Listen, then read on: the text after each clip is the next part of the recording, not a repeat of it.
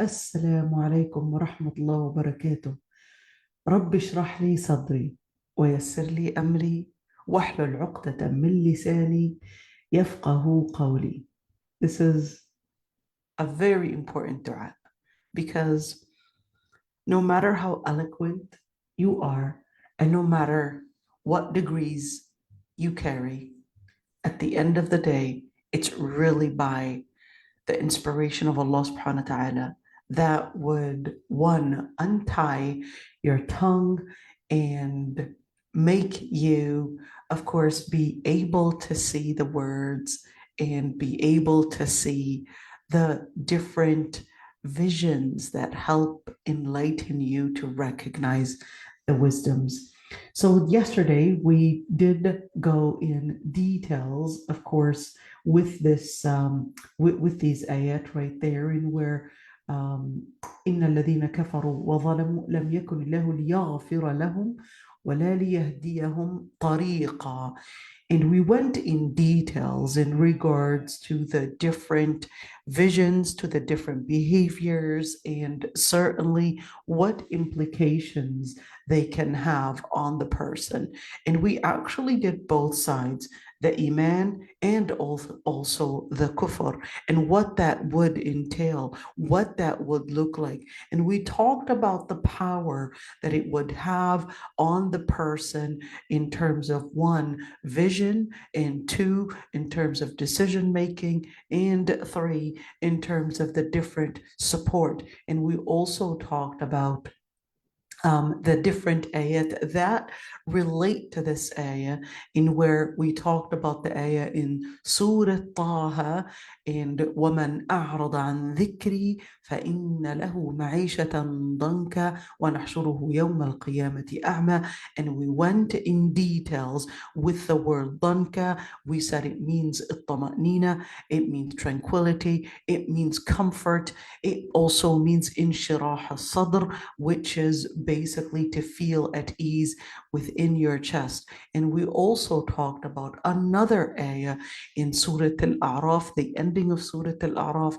We went in details with those ayat in where when they would turn away from the words of Allah subhanahu wa ta'ala, they would basically have that control of shaitan on them. And then that control will basically, one, remove the vision that is their Islam, their recognition of right and wrong, to remove their ability and potential to carry on and embrace the words and the principles of the Lord Almighty. And three, they will find themselves really going into from depression to probably suicidal. And then, of course, certainly that's not the only thing in terms of the ending of the human path, but it basically will take them to hellfire as well. We also talked about that shaitan is not only wanting to make us go the wrong path, but shaitan was also seeking to make us sad, to make us feel that we want to basically have no purpose, or that we've got no purpose, we're sad, we're nothing to look for. And that's why Allah subhanahu wa ta'ala, I'm going to take you to this ayah so we can see it as well, in where Allah subhanahu wa ta'ala says, إِنَّمَا النَّجْوَى مِنَ الشَّيْطَانِ. Look at this is Surah Al-Mujadila or Al-Mujadala. إنما النجوى من الشيطان ليحزن الذين آمنوا وليس بضارهم شيئا إلا بإذن الله وعلى الله فليتوكل المؤمنون. In where Allah subhanahu wa ta'ala, look at that word إنما. This is called adatu hasr. Adatu hasr, in where what it really means is that it is putting in particularization, in where a najwa, there's a certain najwa, in where there are certain things that shaitan would use in order to create a communication between you and shaitan. But shaitan will spew his words within your mind, within your heart, within your nafs, in order to get what? لِيَحْزُنَ الَّذِينَ آمَنُوا. In order to bring you into a place of sorrow, a place of sadness, a place of depression, a place you lack طمأنينة, lack tranquility, lack comfort, and without you realizing, and it will basically take you into that different area where it will continue to take you further down from being sad to actually taking perhaps different methods of intoxications or different methods of haram to reveal and to relieve that sadness. So they would go for different methods of whether it's zina, whether it's gaming, whether it's alcohol, or whether it's drugs, or whether it's different methods of trying to get into different therapies as to what they would basically say. It's, I'm just trying to relieve myself, trying to seek a way. But what they don't recognize is that what really is the true healing is really to turn to Allah subhanahu wa ta'ala, because what caused this person to go into this huzn, to go into this type of depression, was really from the start, it was from shaitan.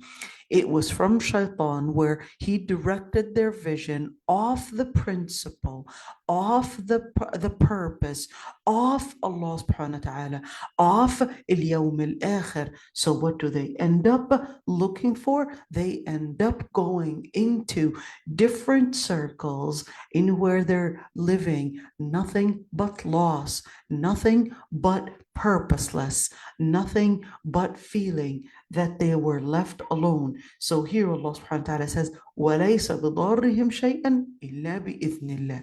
In other words, when we're looking at the different harm, some of that harm, it goes farther than just letting you change your, let me say, your principle in what you live your life in. But shaitan will also spew words of communications within your mind called al-waswasa. Al-waswasa basically is the secret hidden words, secret communication, words that only you could hear, but you could feel that there is something on the inside that's basically redirecting you, redirecting your heart, redirecting your vision, redirecting your mind, redirecting your practices, your behavior without you realizing. It will take you far. So to basically help with this, Allah subhanahu wa ta'ala, يا أيها الذين آمنوا إذا قيل لكم تفسحوا في المجالس فافسحوا. Certainly, there was a context for this ayah when it was revealed, when a different story. So I'm not going to get into the details of this ayah, but one of the methods for therapy for this type of huzn certainly is dhikr. Another one is really finding groups of support within the mu'mineen. That's why إذا قيل لكم تفسحوا في المجالس, you need to find groups of support. You need to find that social area to connect with the people, to bring about those relationships.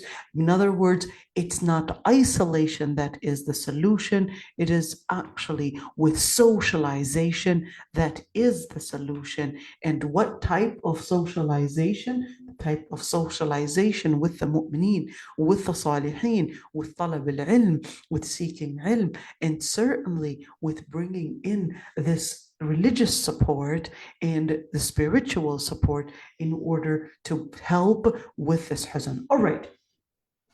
إن الذين كفروا وظلموا لم يكن الله ليغفر لهم ولا ليهديهم طريقا. We went in tafsir al-Qurtubi, and in that tafsir we also said that this is related to, let's look at the ayat. Here we go.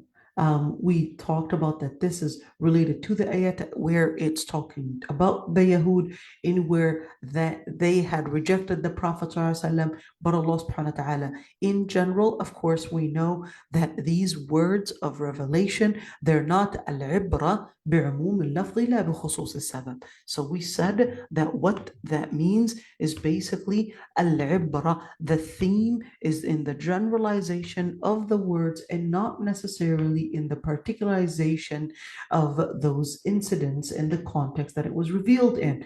يا أيها الناس قد جاءكم الرسول بالحق من ربكم فآمنوا خيرا لكم وإن تكفروا فإن لله ما في السماوات والأرض وكان الله عليما حكيما. You know, let me get to this ayah first. It's really strange how al-Qurtubi didn't even, okay, he included it with that ayah. All right. لم يكن له ليغفر لهم ولا ليهديهم طريقة, in where Allah subhanahu wa ta'ala would not forgive them and not guide them to the path. And when you look at here, the path, although you might say, well, wait a minute, the words are not saying the path. It's saying ليهديهم طريقة, in where it's not defined, but it is actually coming in the form of an undefined path. In other words, ليهديهم طريقة, certainly this is a general statement to not necessarily ليهديهم الطريق to mean to the akhirah, but even in the different choices, the different paths that they want to make in order to bring about the different successes, they will find themselves not even getting to these successes. But wait a minute. But we already know. Are you going to convince me that Elon Musk, for example, is not successful? He certainly has the money. And are you going to tell me that Mark Zuckerberg isn't successful? Well, he certainly has the money. So most people would associate, let's say, that way of defining success as based on a number of money and a number of basically of dollars, or of course that you would have in your bank account. But Allah subhanahu wa ta'ala helps us know that لِيَهْدِيَهُمْ طَرِيقًا, that the real success is not the success in getting the money, but the real success is really in helping you understand the relationship between, number one, between what purpose that was basically created for, what you were created for, which is the purpose that preceded your existence. So if the person does not get to or even put in the energy to take them to the purpose that preceded their existence, then what they are really heading for is really not the actual purpose.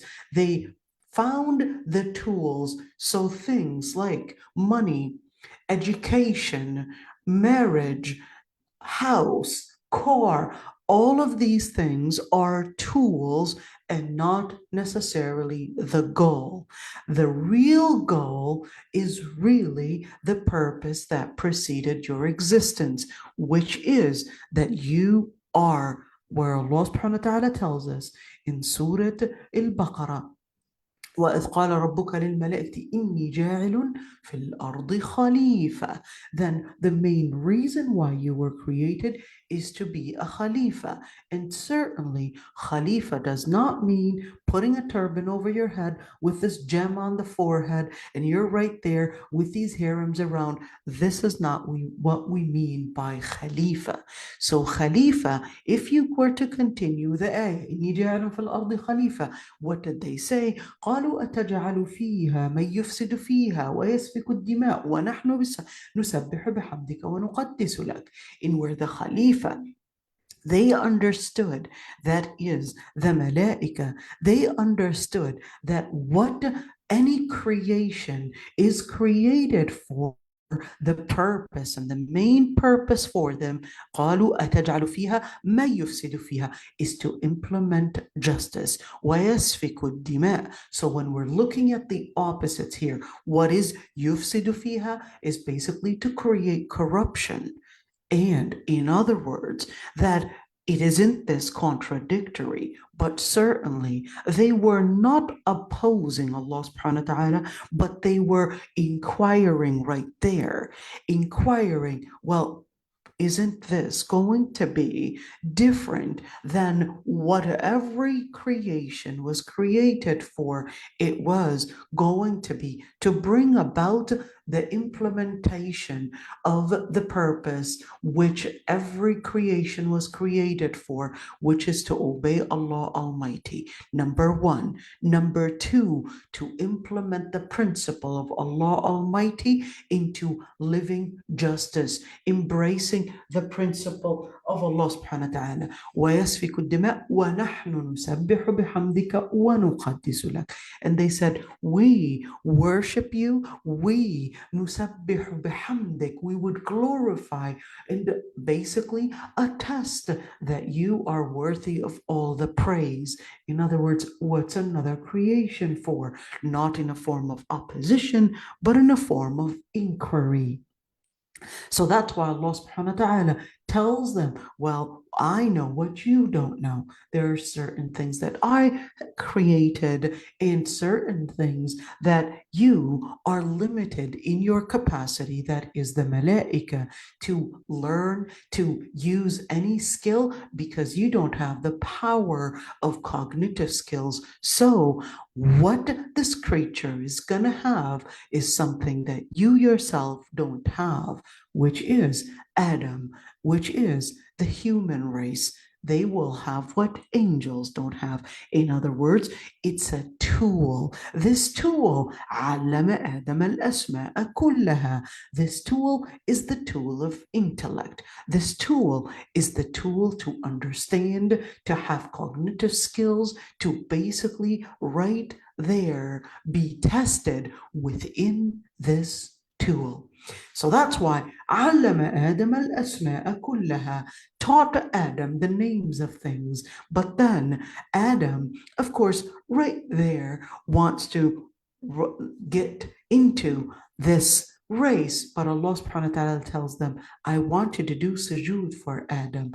Recognize that he was given an intellect that you don't have, but the sujood was not for Adam. The sujood was in order to obey Allah subhanahu wa ta'ala, that you would do sujood for what I choose to do, to ask you to do sujood for. In other words, you are basically supposed to be now at the service of Allah Almighty and at the service of Adam. Now here, of course, who comes up in objection?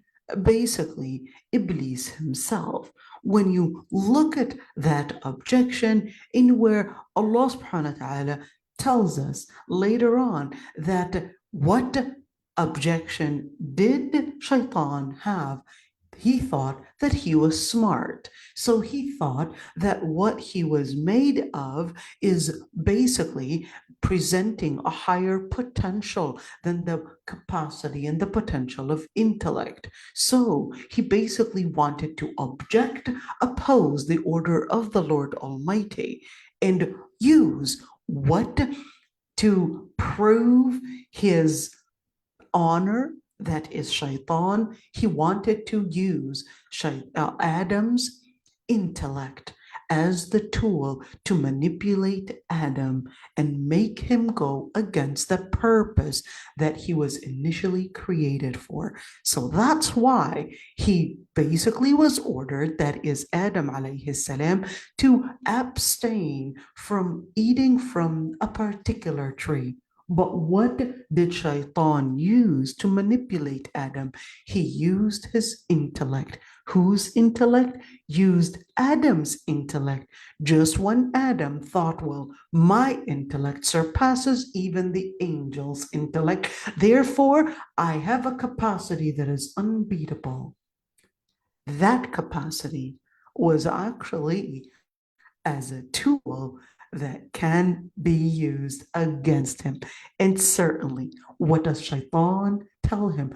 أَوَلَا أَدُلُّكَ عَلَى شَجَرَةِ الْخُلْدِ وَمُلْكٍ لَا يَبْلَى. Should I not show you off to a tree that will give you eternity and possession, ownership, where it is لا يبلى, it will never end. It will never rotten. It will never go into, in any shape or form, go in any ending way. In other words, it's going to be mulkin la yabla. It would never ever end.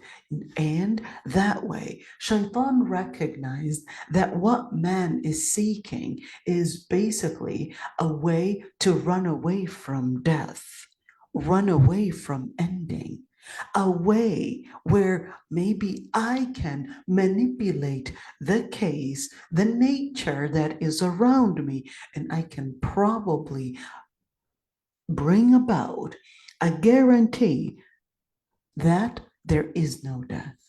And two, mulk, in order to get to guaranteeing that I am going to be living eternally, I need the resources.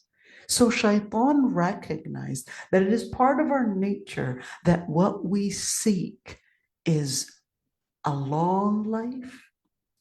We seek for our survival, and we also seek the resources to ensure our survival. So Shaitan uses that method of basically concealing the truth and misusing Adam's intellect, letting him go into a misconception, misinterpretation, manipulation. And certainly that basically can be one of the tools used against us, in where we don't recognize that what we got to was, number one, the tools that you have are basically the tools that are supposed to be guiding you for the right path. In where, when you look at وَلَا لِيَهْدِيَهُمْ طَرِيقًا, in where you recognize, number one, the purpose that preceded your existence.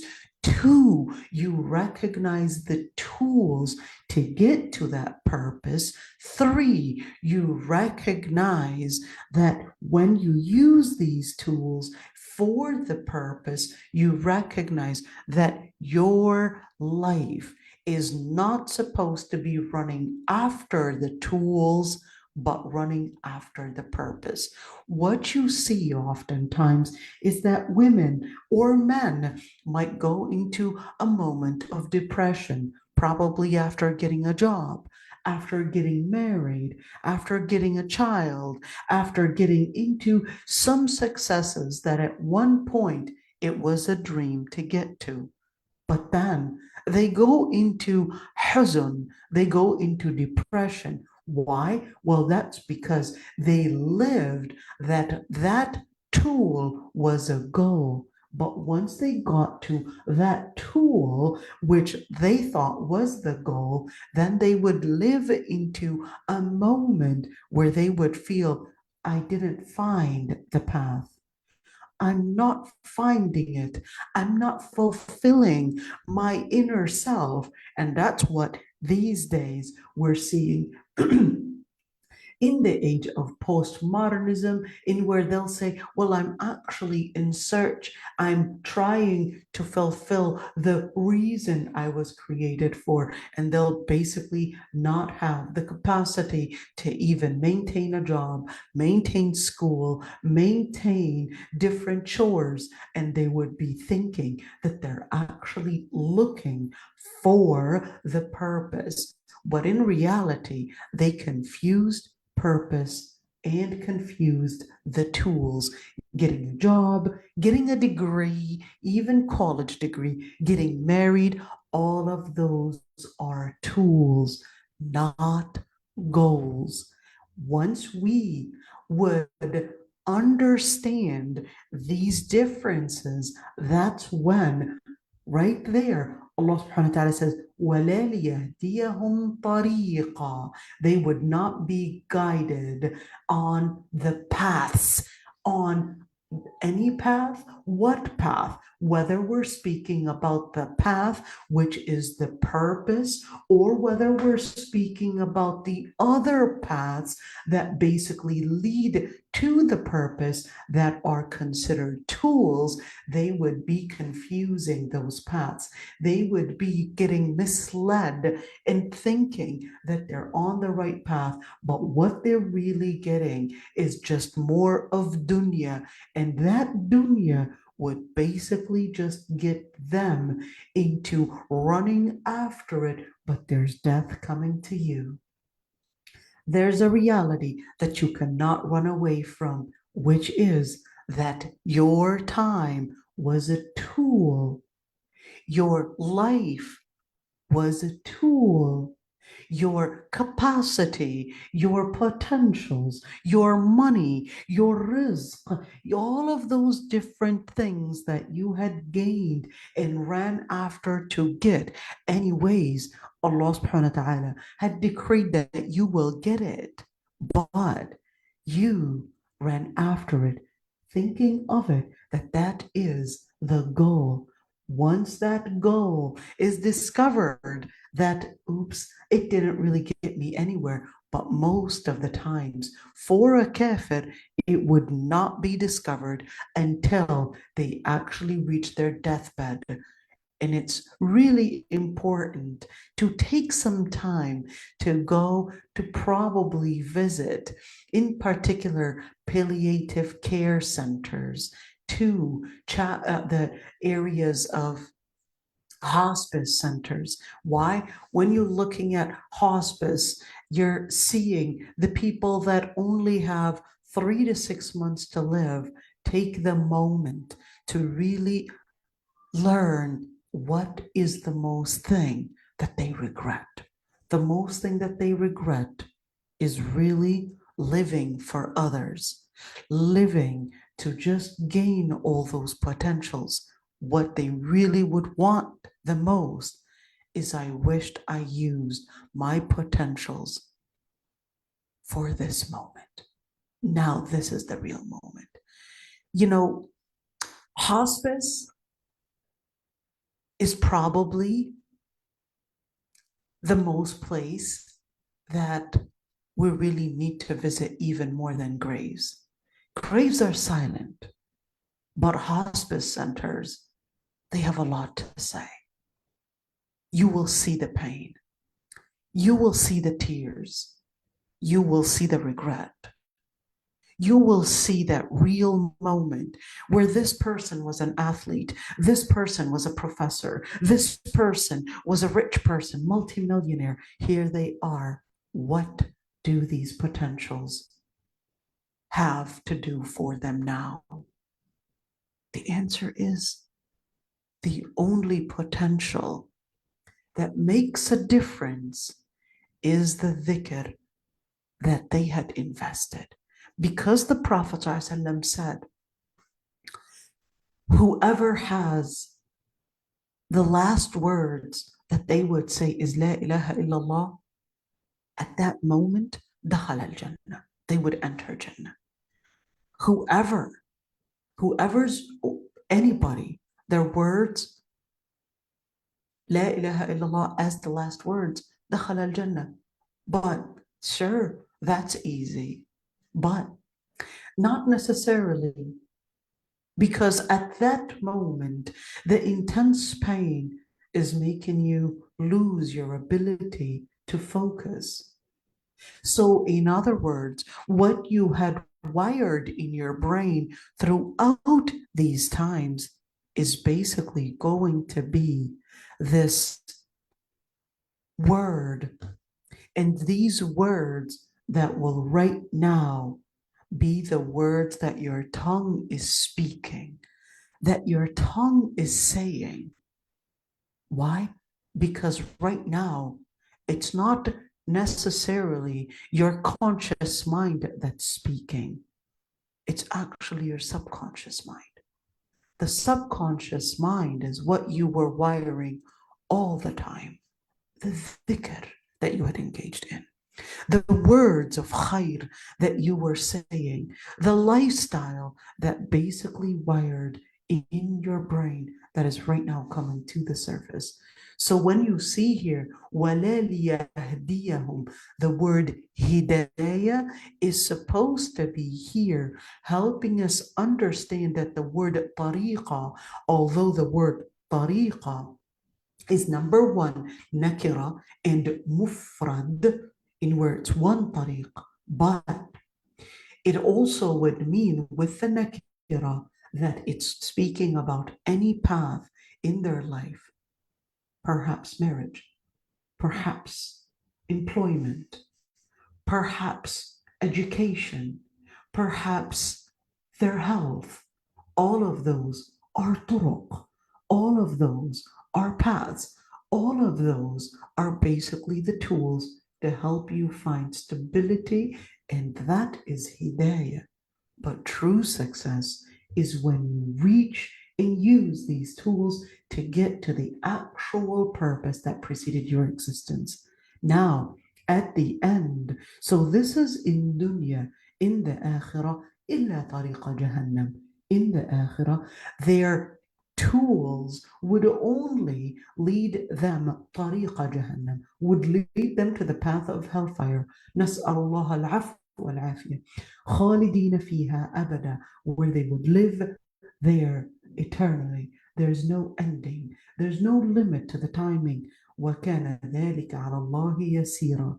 And that is easy on Allah subhanahu wa ta'ala, in where there is no resort. There is no running away. There is no way of any salvation, because that basically was supposed to be coming in while using this method to help you seek salvation. What salvation? Salvation, the najah, the salvation to get to the path of guidance, to get to the path that you were basically created for, the purpose that came before and was decreed before your existence, in the existence of all the universe happened.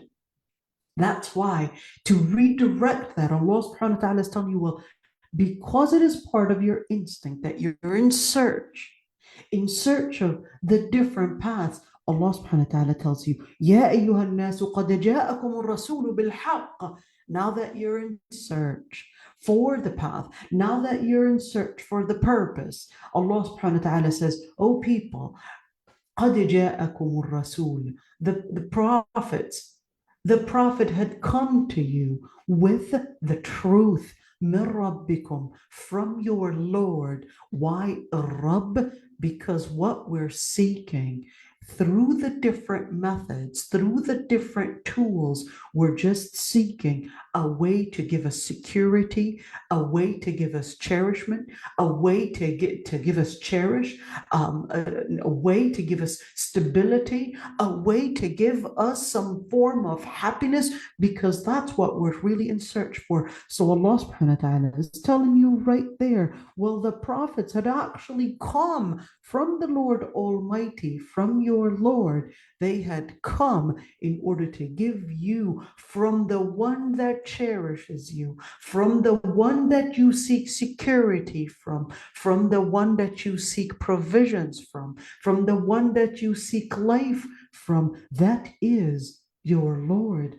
فَآمِنُوا خَيْرًا لَكُمْ. Then believe, for that is خَيْرًا لَكُمْ. That is better for you. That is best for you. Why better and best? Because what we're seeking is a path to always in search of stability, successes, security, salvation. So Allah subhanahu wa ta'ala is saying, well, what really is best for you is really that faith. That's the true path. That's the true level of success that you were wired to seek. Again, you were wired to seek that path. So if you don't recognize what you're wired for and you're in search of something else, then your wiring is going to start picking up on the wrong signals.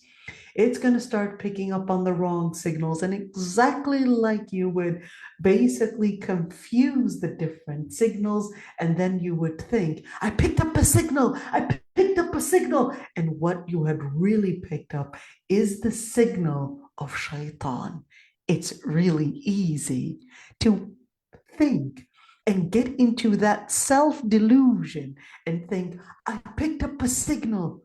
And when in reality, it was the signal of shaitan. So Allah subhanahu wa ta'ala says, وَإِن تَكْفُرُوا فَإِنَّ لِلَّهِ مَا فِي السَّمَاوَاتِ وَالْأَرْضِ. And if you want to reject, you want to deny the truth, you want to deny picking up that signal. What signal? Well, the signal of wahi.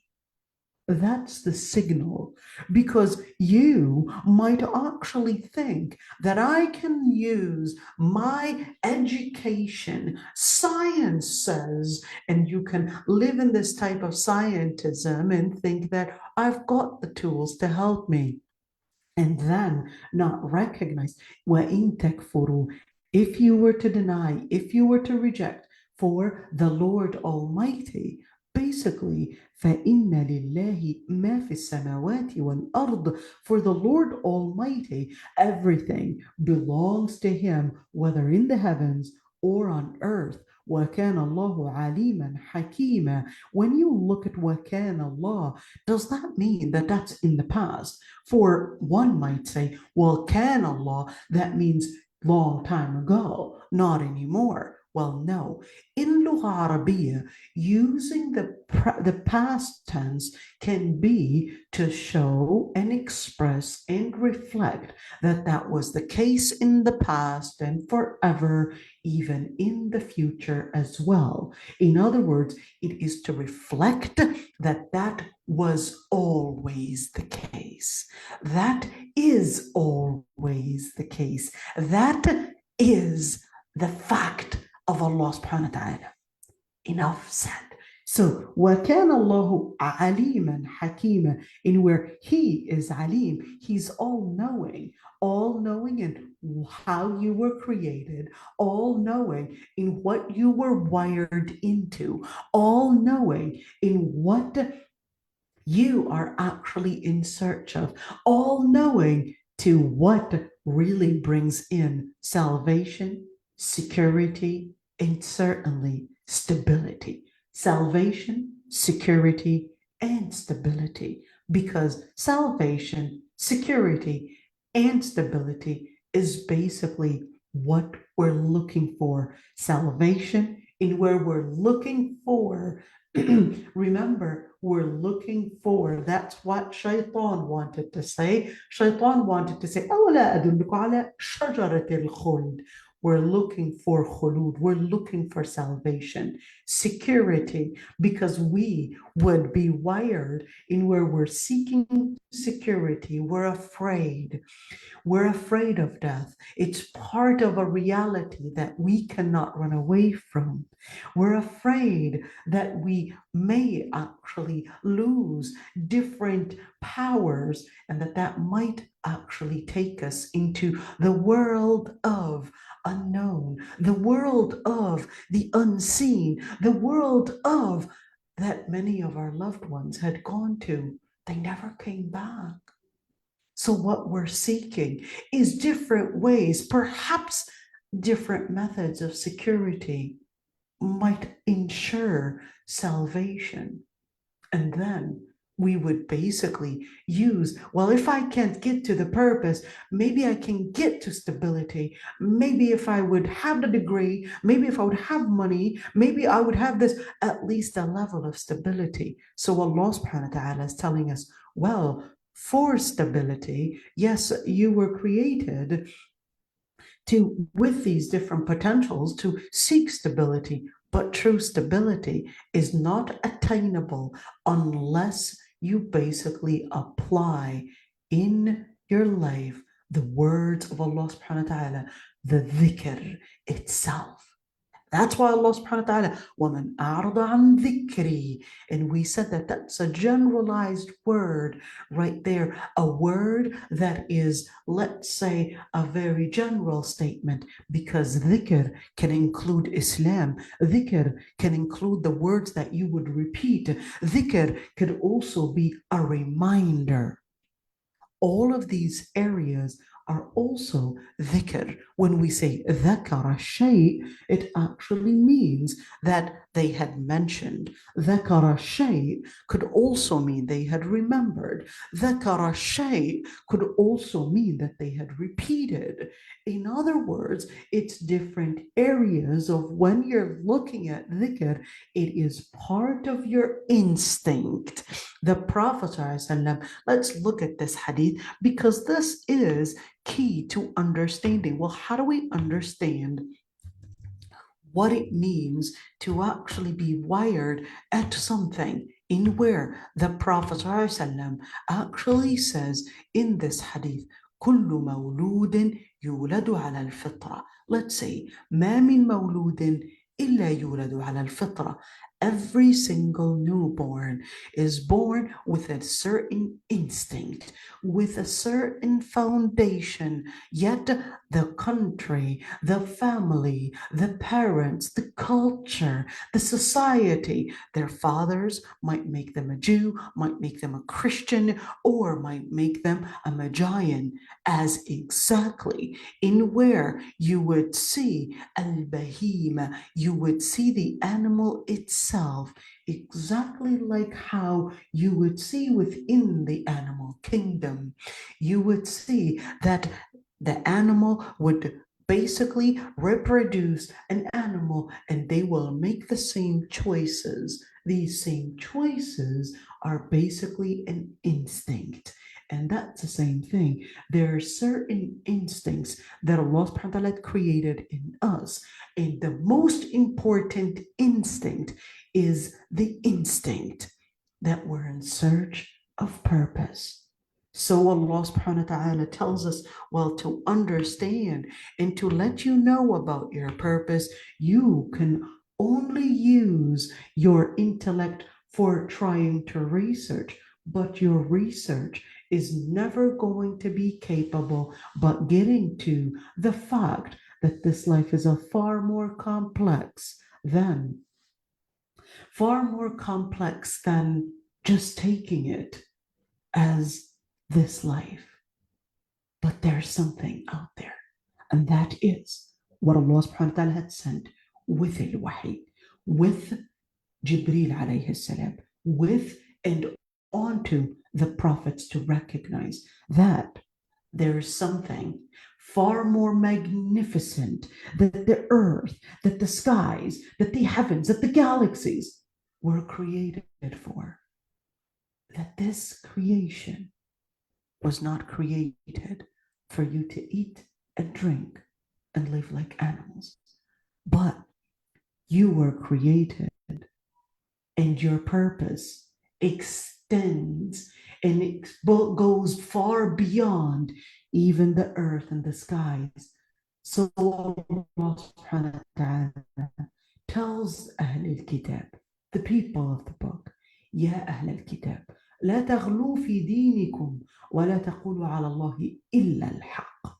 Tells Ahl al-Kitab, because anyways, Ahl al-Kitab were, some of Ahl al-Kitab were objecting. So Allah subhanahu wa ta'ala says, لا تغلوا في دينكم. Now al-ghulu, I want you to look at that one. They were saying, well, no.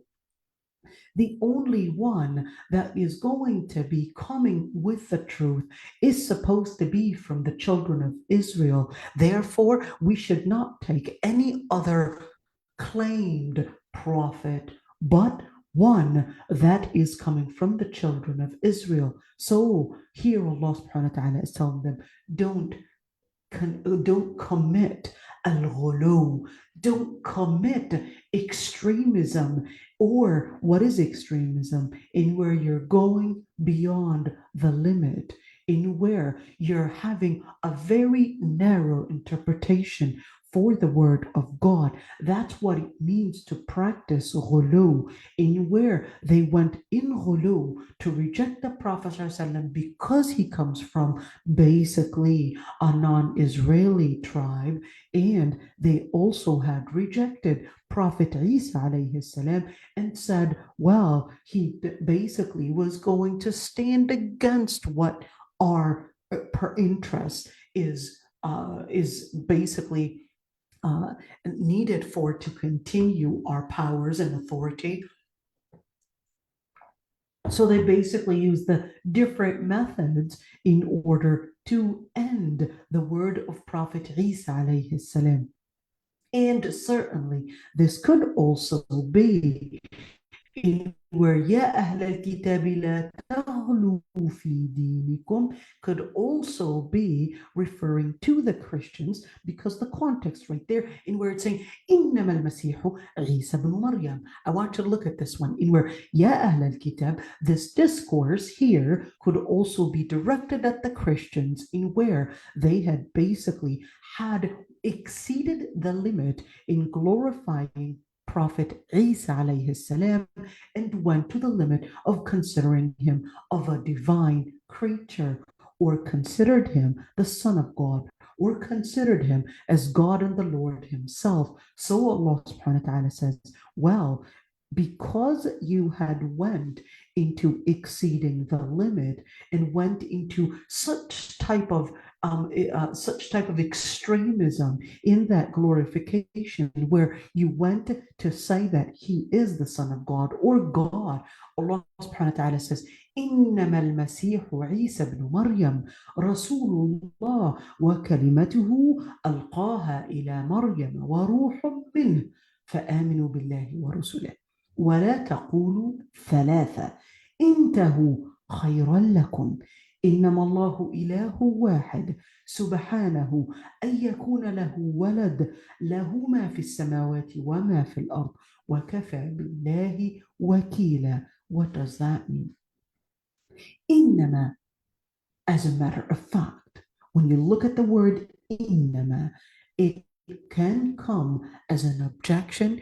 It could also come as adatul hasr, in where it is right there to say innama, verily, innama, in where it is particularizing the truth. There's only one truth to the matter, that is, and in particular, it is that al-Masih, the Messiah, Isa, Jesus, the son of Maryam, the son of Mary, is a prophet of God, and the word was sent onto Alqaha, was given, it was sent onto Maryam, and waruhum minh, and the spirit from him. فآمنوا بالله ورسله. So believe in God and his messenger. ولا تقولوا ثلاثة, and do not say and speak of Trinity. انتهوا, and stop. Bring an ending to such extremism and the glorification in putting things beyond their limit and beyond the actual the facts of what Prophet Isa alayhi salam had come with. Intahu khayran lakum. Bring an end. It is better for you. Innama, verily, or as a matter of fact, or to bring a particularization, the Lord Almighty is actually one. Subhanah. There's nothing like unto the Lord Almighty. An yakuna lahu walad. There's nothing like unto the Lord Almighty. How is it that he would have a son when lahu ma fi samawati wa ma fil ard, when to him the skies and the earth belong to. وَكَفَى بِاللَّهِ وَكِيلًا. And it is enough that the Lord Almighty would be the one that you would depend on. Now, this is a general thing in where there are a couple questions to really answer here. So we talked about al-Masih before and what really Masih or Messiah means. And we said al-Masih could mean, number one, that he would wipe or fulfill the earth with justice, with peace, and il-Masih could be also in terms of his facial description that it contained in where he would always have some form of oil. And is it oily that his appearance was oily? In other words, it was glowing. It appeared like it was mamsuh right there. Or what is it really? So whether it's a description on his body or whether it's a description to what he will fulfill on earth with peace, with stability, with justice. So all would be a name for Prophet Isa alayhi salam, as the Muslims would believe that he was also Masih, to also mean the anointed one, the chosen one. He was chosen for a particular mission. But the word kalimatuhu, certainly when you look at that, Prophet Isa alayhi salam was kalimatullah. What does it mean that Prophet Isa is kalimatullah? Why only Prophet Isa alayhi salam was mentioned that he was kalimatullah and not necessarily Adam, not necessarily Muhammad sallallahu alaihi wasallam, not necessarily other prophets? What does it mean that he was ruhun min? What does it mean that he was his spirit?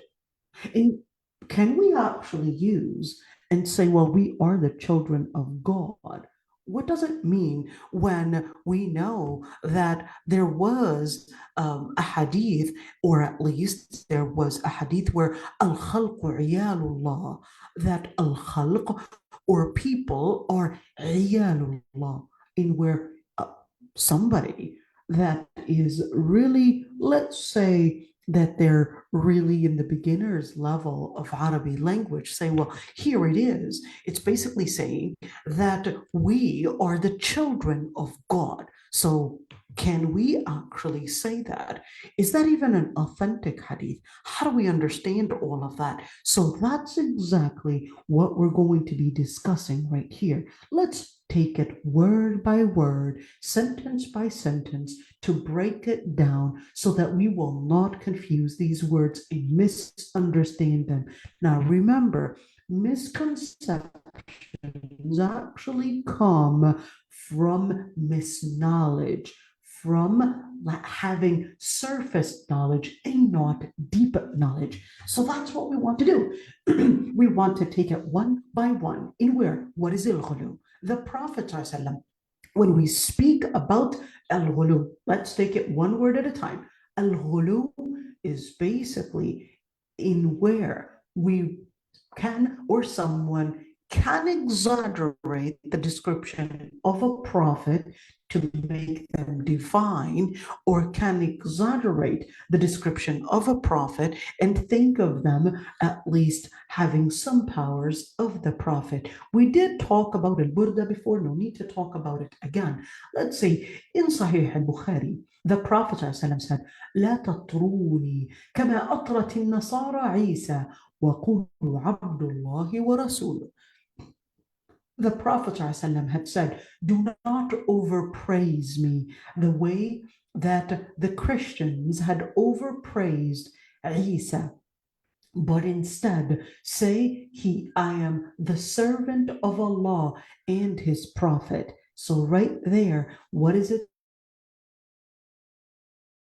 saying? وَلَا تَقُولُوا عَلَى اللَّهِ إِلَّا الْحَقِّ. When you want to speak about the nature of God, you want to speak about who is God, you only have one thing to say. Only say the truth. And the truth is that the Lord Almighty did not have any partners, did not have any children, did not have anyone sharing his glory, sharing any of his names and attributes. So that's why Allah subhanahu wa ta'ala right there, what did he do? He basically said, وَلَا تَقُولُوا عَلَى اللَّهِ إِلَّا الْحَقِّ. Only say the truth. In other words, right there. To understand the nature of God, there's only one method, which is through al-wahi. There's no science, there's no intellect that's going to give you the capacity to understand the nature of God, but only one method, one resource for ilm. It's not your intellect, and it's not your narrative, and it's not your reinterpretation to the actual revelation that you're going to say, well, here's how we want to reinterpret and make. Of course, exactly, I would say Bart Ehrman is probably one of the most important people that really exposed, I would say, Christianity, and we're exposed how the game of changing the scripture actually happens, how the game throughout history to change the word of God, to change the words, and to reinterpret the words based on the chosen interpretation or the chosen creed that the church wanted to basically consider as selected, and therefore select the chosen, or even sometimes making an interpretation or making a new wording and making it within a new Bible to suit what the actual church wanted to choose in understanding the nature of God, or understanding how we embrace Christianity, or how we define Christianity, or what defines Christianity, or what defines Jesus, what defines morality, what defines the principle of God. All of that throughout history had been an issue in where it is going through different stages of evolution, different stages of development, different stages where it will be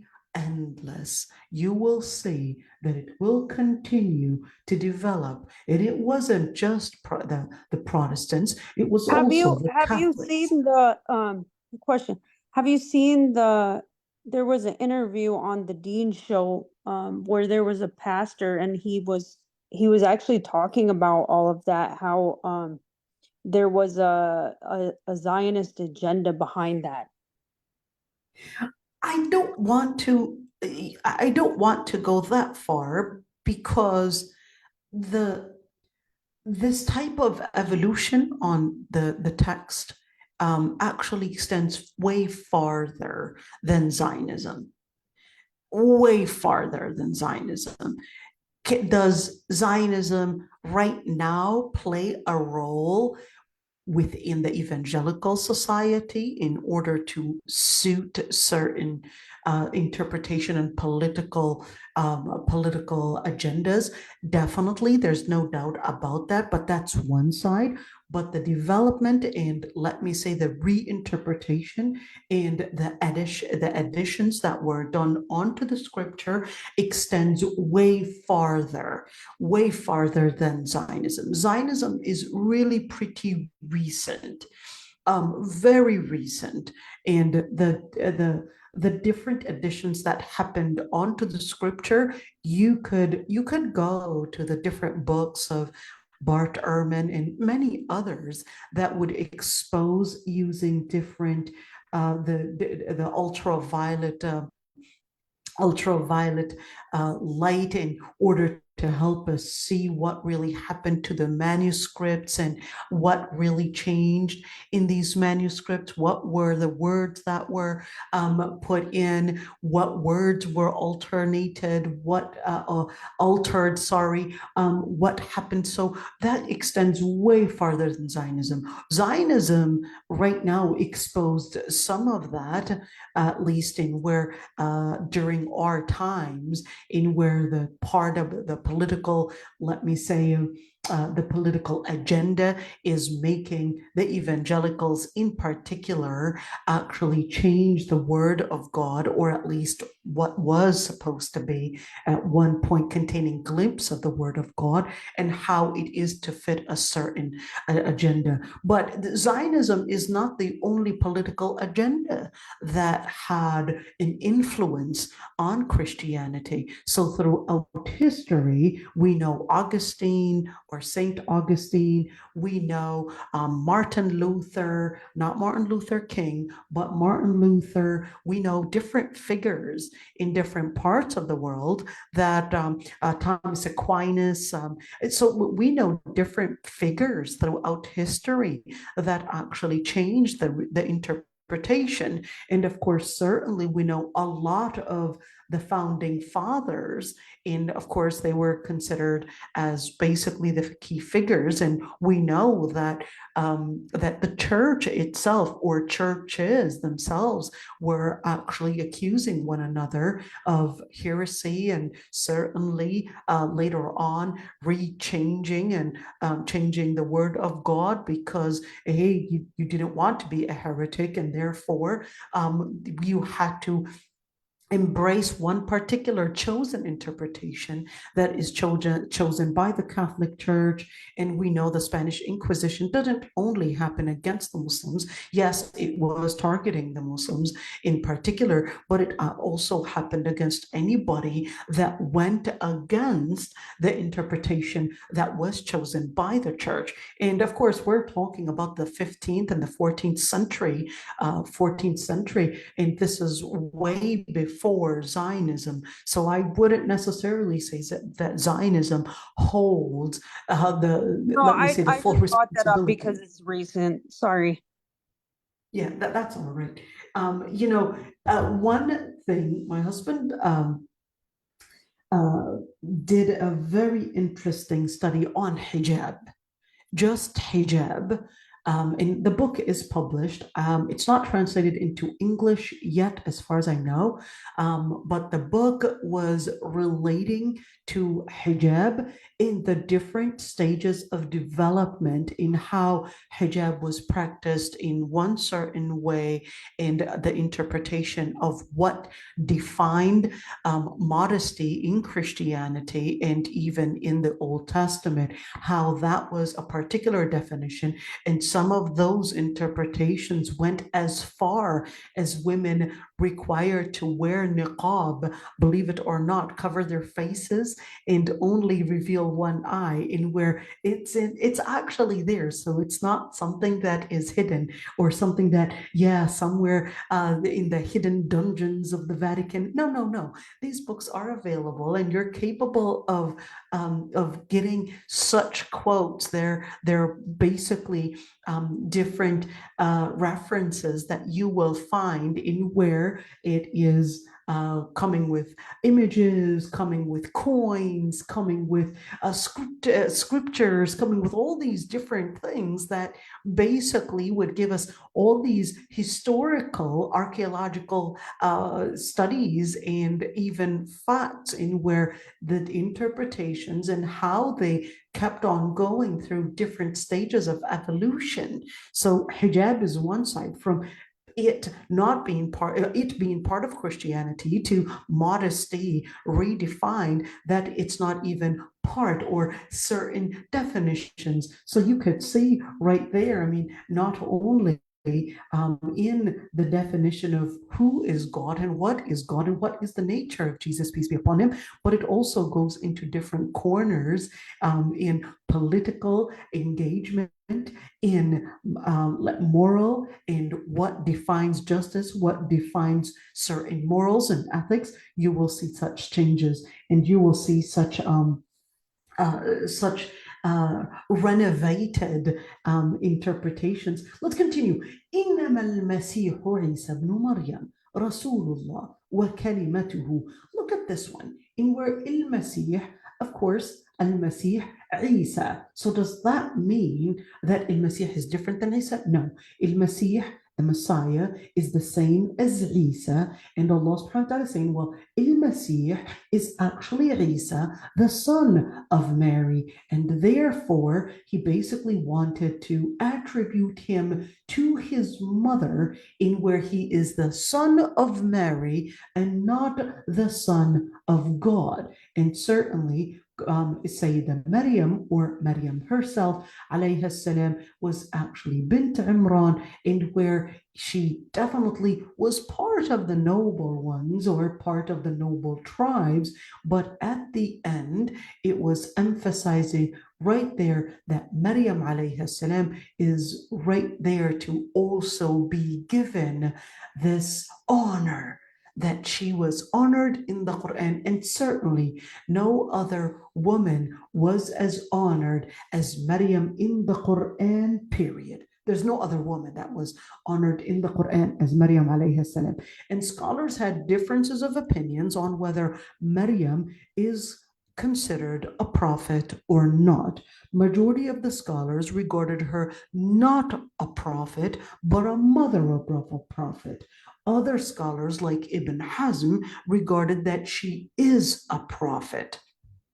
And what they considered as or at least for Ibn Hazm, he considered what proves that she was a prophet, that she basically got wahi, that she basically got Jibreel alayhi salam, in where he came in the form of man, talked to her. She was basically right there, also given mu'jizat or miracles, where even Prophet Zakaria alayhi salam would come to her, where did you get this from? And would say, Huwa min indillah. It's coming from Allah subhanahu wa ta'ala. So he said she's got the miracles.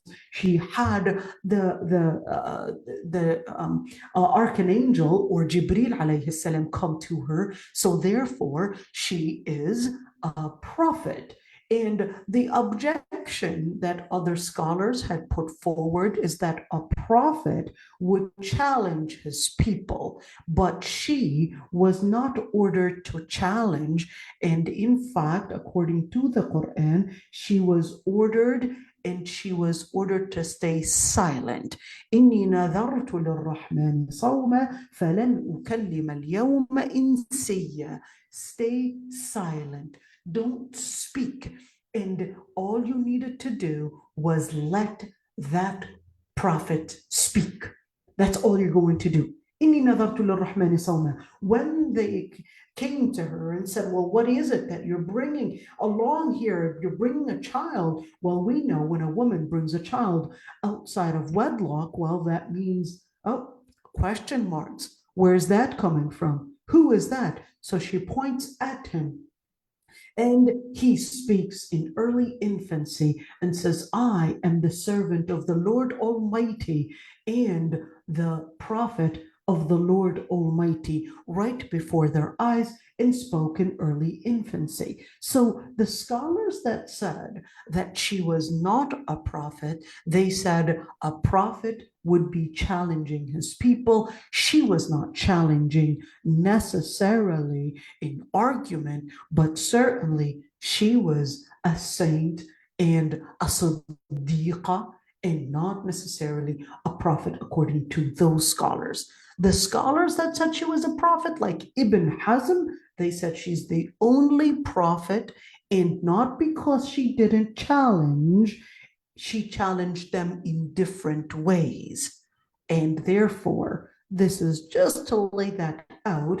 What is the preponderant? The preponderant, wallahu a'lam, is that she was not a prophet. But at the end of the day, even if she was not challenging her people, she was definitely laid out in the Quran for even men and women to take as an example. In where Allah subhanahu wa ta'ala says, وَضَرَبَ اللَّهُ مَثَلًا who? For لِلَّذِينَ آمَنُوا. For what? Maryam ibnata Imran. Maryam ibnata Imran was actually presented as an example for al-mu'mineen. Let's continue. So in form, or at least in regards to Isa alayhi salam, of course, the ayah was here affirming that Prophet Isa alayhi salam did not have a father, and therefore, well, what is the kalima? What is the word? When you look at the word kalima, the word kalima means word, but when you look at the kalima, why is it that really, in particular, we really see kalimatuhu more as let's say connected with Prophet Isa alayhi salam than any other prophet? So number one, some scholars said when you look at the kalima, it basically is to affirm and confirm that Prophet Isa alayhi salam, his words, that he himself was actually a word of Allah subhanahu wa ta'ala, in where it was coming in as a word of glad tidings to Virgin Mary, and that his revelation, or the revelation that was sent on to him through Jibreel alayhi salam, is basically here, quote, إذ قالت الملائكة يا مريم إن الله يبشرك بكلمة منه. So they said, this is the kalima, in where when Allah subhanahu wa ta'ala said, when, and recall, when the angel, إذ قالت الملائكة, when the angel came to Virgin Mary, when the angels came to Maryam, and they told her, your Lord Almighty is bringing glad tidings, in where it's a word of him. It's a decree that he had decreed that you would basically get a son, and this son is not through a natural method of reproduction. So here they said, بِكَلِمَةٍ min is basically the bishara, is basically the glad tidings, is basically that Allah subhanahu wa ta'ala had told her that there is a decree right there. The other interpretation, they said al-kalima here to mean a miracle.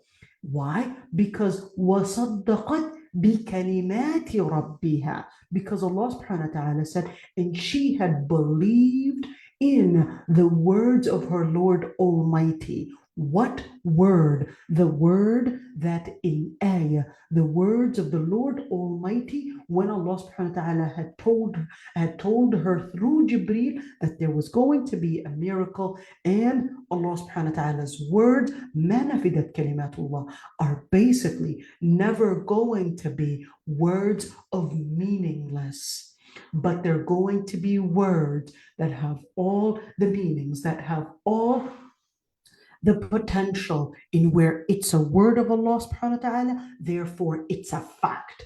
It's not to be interpreted otherwise. So that's why Isa alayhi salam had 4 names: Masih, Isa, Kalima, and Ruh. Let's actually get that highlighted right there. So let's say Prophet Isa alayhi salam was mentioned in the Quran to being 1, the Messiah; 2, Isa, Jesus; 3, kalima, to mean the word; 4, ruh, and the spirit. When you look at that, when you look at these different names, well, it still is, at least in some of the words, when you look at kalima and ruh, we remove the ambiguity from the word kalima, but ruh is rather ambiguous if he is the spirit, and a spirit from God, or it is spirit of God. If we were to say a spirit of God, that would actually give a divine nature for Isa alayhi salam. But if we were to say a spirit from God, well, aren't we all spirits from God? Well, let's say, or are we not? So let's say, right here, Allah subhanahu wa ta'ala says, أَلْقَاهَا إِلَى Maryam. So what is that? Well, it's a ruḥٌ min أَلْقَاهَا إِلَى Maryam. Now, here's one thing. For the Christian interpretation, it's really important to say that Allah subhanahu wa ta'ala used the exact, at least used the same words, but It's not that redefined the words, basically wanted to bring about the clarity to those terminologies and what they really mean. In other words, affirmed certain words that were revealed in the Bible and still are there in the Bible today, in where he's a ruh, he's a kalima, he's al-Masih, he's Isa. But the Quran came in to say, although yes, this was mentioned in the Bible, here are some of the explanations and some of the delusions that the Christians had actually gone wrong in redefining and misunderstanding these words and what they really mean. So that's why when you're looking at ruh, there are a number of different interpretations in Islam to why, in particular, 8 different interpretations. But don't look at the word 8 and say, well, that means you guys don't really know.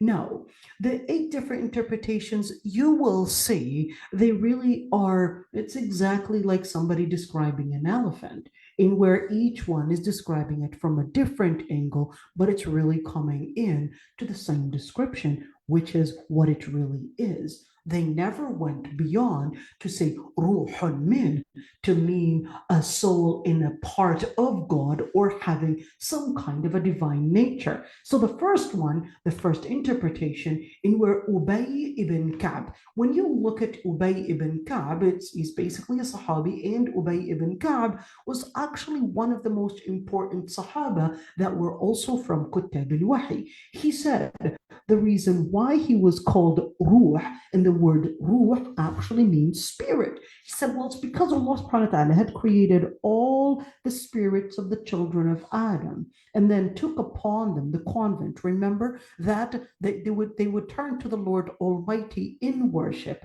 Then he returned basically the children of Adam to basically the back of Adam. But then Isa alayhi salam, when it came to him, when Allah subhanahu wa ta'ala wanted to create him, remember, Isa alayhi salam was not part of Adam anyways, because his mother is part of Adam, but we know as a human reproduction, it basically comes from the man as being seated within the woman. So therefore, Isa alayhi salam's ancestry is actually a different ruh.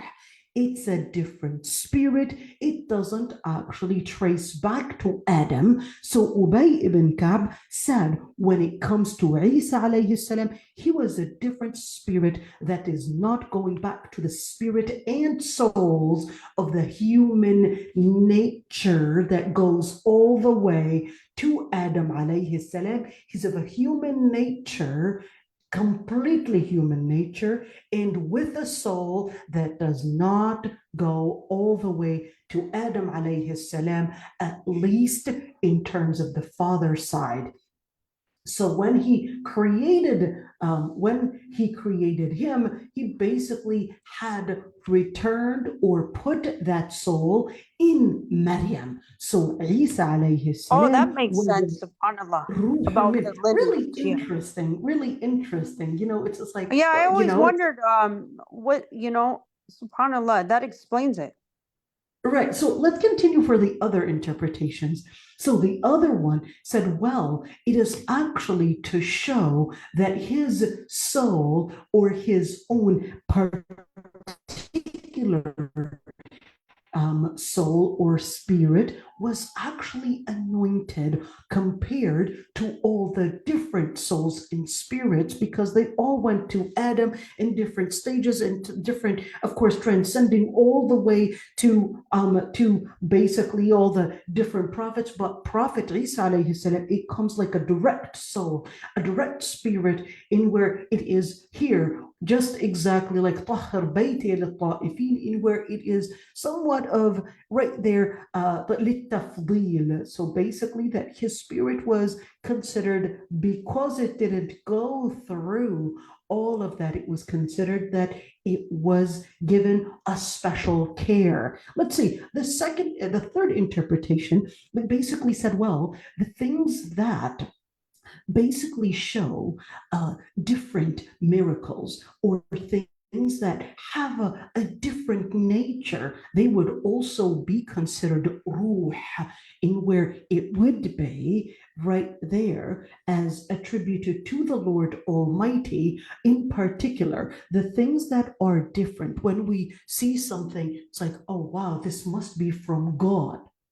Let's say something happens to you, your car broke down in the middle of nowhere, and all of a sudden you're making this dua, Ya Allah, and I've got no one to help. No car is passing by, you're just in the middle of nowhere, and of course, right there, all of a sudden your car just starts. You're like, this must be from God. It's not that the car is from God, it's that you would say that whatever is strange, whatever is a miraculous thing that happens to you, you would say it is from God. And here, that because Prophet Isa alayhi salam was a miraculous birth, that he was attributed that he is from God, not to mean that you're not from God, but this is to show that miraculous creation that he was in, to be attributed to God Almighty. So that's why he is basically from the creation of Allah subhanahu wa ta'ala as a miracle of the Lord Almighty that is different than the other miracles. And certainly, of course, Prophet Isa alayhi salam, So what is the interpretation. Oh, there's another interpretation? There are 8, so stay Okay, tuned. at the end, can you say the preponderant ruling or Fair not? enough. We'll get there, Okay. Don't worry, we'll get there, inshallah. So when you look at the other interpretations, they said, well, because he basically had different outstanding miracles, whether it's basically letting the blind become or basically sightful again, or whether bringing the dead to life. So therefore, he basically had a number of different miracles that were coming from Allah subhanahu wa ta'ala, and therefore that became a common word, that he is ruhun min, in where he's a spirit. He is basically a miracle, because all the different miracles were basically coming from Allah subhanahu wa ta'ala. Let's see the other one. And there was another interpretation that he was called the ruh because Jibril alayhi salam had blown. Look at this one. That because the ruh itself, the word ruh could also come from the root raha or rih. Exactly, the rih actually comes from raha. The word raha actually means to go, actually means wind. It comes from the same root. So that this was a blow from Jibril alayhi salam by the decree of the Lord Almighty. And the blow is also called ruh, is also called a spirit. In other words, he's really a blow from the Lord Almighty given to Jibril alayhi salam to give that spirit. And therefore, when Jibril alayhi salam had blown into the garment of Virgin Mary, that's when she got pregnant by the decree and by the power of the Lord Almighty. So right there, when you look at ruhun min, it is to make it clear that it was really by the miracle of the Lord Almighty. The other interpretation, they said ruhun min to actually mean that he was part of his creation, just like my soul, just like your soul, just like her soul, etc. Then in that situation, he is min khalqihi. Therefore, he is a creature of Allah Almighty, and not having of any different spirit of a divine spirit. So ruhun from the Lord Almighty to me is exactly like the spirit of all, similar to all the spirits of all the creation. So where does that come from? Well, they said, well, Allah subhanahu wa ta'ala says, سَخَّرَ لَكُم مَا فِي السَّمَاوَاتِ وَمَا فِي الْأَرْضِ جَمِيعًا مِّنْهُ. How did that actually come into being? So Allah subhanahu wa ta'ala said, and he had subjugated everything that is in the heavens and everything that is on earth, all of it coming from him. So just as Allah subhanahu wa ta'ala was telling us that everything on earth and everything in the skies were actually coming from him, when we certainly did not regard the things that we see on earth or the skies or anything that is within the creation. We didn't regard it, even though it's coming from him, as divine nature. Well, that's the same thing, in where jami'an, everything's coming from him, and therefore the ruh is also part of that creation, in where it's coming from him. So in other words, this was an emphasis that he was part of the creation, and exactly like all the other creations, therefore he was basically a soul that is from Allah subhanahu wa ta'ala, not to mean divine, but to mean like any other creation. The other interpretation, they said it was to mean a mercy from Allah subhanahu wa ta'ala. Sorry, it's you're down far away. I just want to tell you if you can. Sorry. Fair enough. I didn't want to interrupt you. I'm sorry. Yep, that's okay. So ruhun min, they said rahmatun min, that he's a mercy from him. And Isa alayhi salam, Allah subhanahu wa ta'ala says, وَأَيَّدَهُمْ بِرُوحٍ مِّنْ, that Allah subhanahu wa ta'ala said, and he basically supported them. He basically had given that confirmation, بِرُوحٍ مِّنْ, with a soul, with a spirit from him, to mean mercy from him. So in other words, ruh, right here they interpret it as a metaphorical interpretation to mean a mercy from him.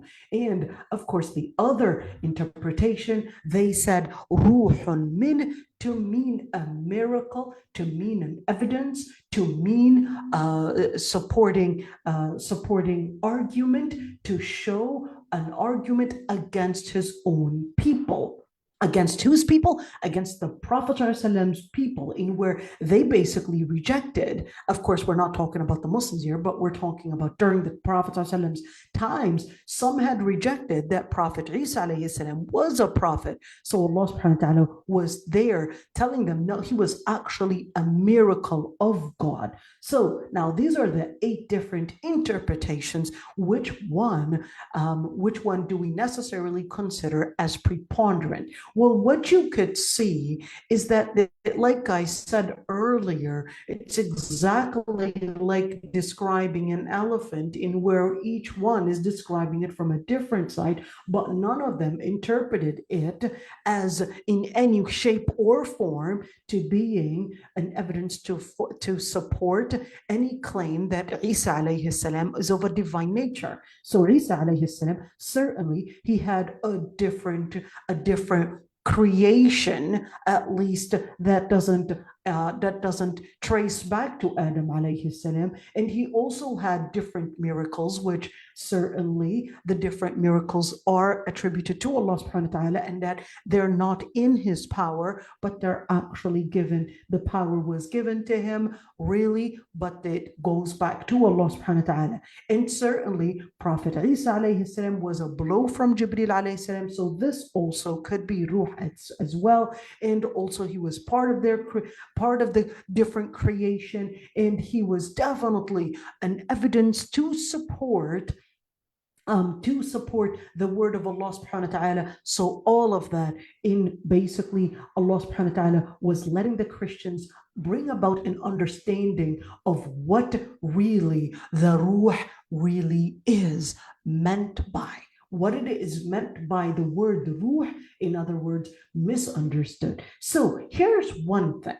When you look at the word abna'ullah, the children of God, can we necessarily say that we are the children of God? And here's one thing, is that it can actually happen that some might come forward and say, well, I've got right there a hadith in where it says, al-khalqu iyalullah wa ahabbuhum ilayhi anfa'uhum li'iyalih.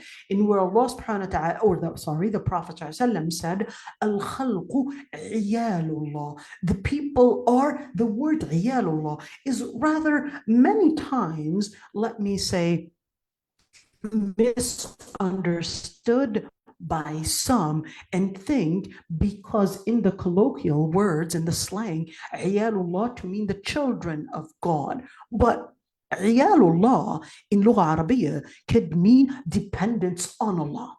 Dependence on Allah. But that's why Allah subhanahu wa ta'ala says, أَحَبُّهُمْ إِلَيْهِ أَنْفَعُهُمْ لِعِيَالِهِ, where the Prophet says, and the one that is more most loved by Allah subhanahu wa ta'ala is the one that would basically have the anfa'uhum, meaning that would benefit his own family. Now, one thing is that this beautiful website, all right, you could say this is a doer as-saniyya, a very good website in where it takes in the hadith, and of course, right there it has made it into, well, for people that are not specialized, and they will bring you all the different narrations that basically said the word iyal. So, or at least whatever word you would choose, you would put in the word and it would search here we go, you would put in the word and it would bring you every single narration that used that word. And here, for al-mutakhassas, it would tell you, well, for a person that is a specialist. For a person that's not a specialist, it would tell you, well, I'll just make the story short for you and tell you that this narration, its narration is extremely weak. And you would be wondering, where did you come from that description from? Why did you judge it that way? So here, for a specialist, they'll tell you, okay, here's what I actually had done research to give you as probably not an expert in hadith. And you just said, well, you said isnaduhu da'if jiddan. I'm not going to believe that it's a completely weak hadith and a very, very weak hadith. I'd like to get more information. So they said, well, there is Musa ibn Umair, who's actually wahin. He's not a dependable resource. He's not basically a resource that we can use to transmit a hadith. Where did you get that from? So they basically said, well, here are the different resources that you can turn to in regards to that particular narrator. Let's see another one. Well, I've got another narration right there. If you want to, Ja'far ibn Burqan, you want to return that narration, I've got another narration. Here we go. There's Anas ibn Malik's narration. So I said, well, actually, that one as well is da'if as well. Well, why did you call it da'if? Let's see. They said, well, there's Uthman bin Abdul Rahman. He's munkar al-hadith, in where he has the habit and is known to bring about narrations that other narrators had never such a narration. In other words, he makes up his own words. He makes up narrations. He confuses certain wordings, and therefore, ma yarwih manakir, whatever he would narrate is usually contradicting a preferable or at least a more accurate narration. Here's the references. Let's see another narration. Al-khalqu iyalullah wa ahabbuhum ilayhi anfa'uhum li'iyalih. Another narration. So he said it's isnaduhu da'ifun jiddan. As a matter of fact, that's also really weak. In where he would tell you what evidence we have for that, in where lil mutakhassas, let's see, he said, well, that narration is also really weak, and here's the resource. So how do we understand? Can we, and this happens a lot, in where when people are joining in interfaith talks, many times they would hear the Jews saying children of God, or the Christians saying children of God, and it becomes a word. Well, some will claim, well, I could use children of God too, in order to appear that I'm part of them, and claim that what I mean by al-khalqu iyalullah, here's my evidence that we are the children of God. Can we actually use that No, here's one thing. When you look at this, where here we go, al-Albani regarded it as really weak. So to claim that hadith is actually not supporting such an evidence.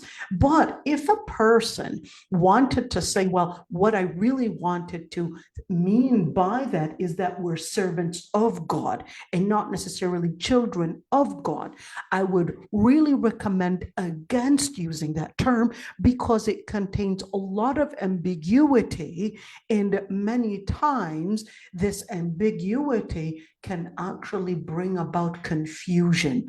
You have to be confident. There's no way that you can make your da'wah if you're there, you're trying to blend, you're trying to fit in with everyone, but you have to stand up and be confident and show that you basically come with a different usage of terms. You've got your terms, you've got your sharia, you've got your words, and therefore to use abna'ullah is very, very vague in where to think that, oh, what I mean by it is servant, you're going to be bringing in a lot of confusion. Use those microphones or those, let's say, privileges where you're invited to speak, to deliver the message of Allah subhanahu wa ta'ala, and not necessarily pat on people's backs and say, we're really like you, we're not any different from you, but say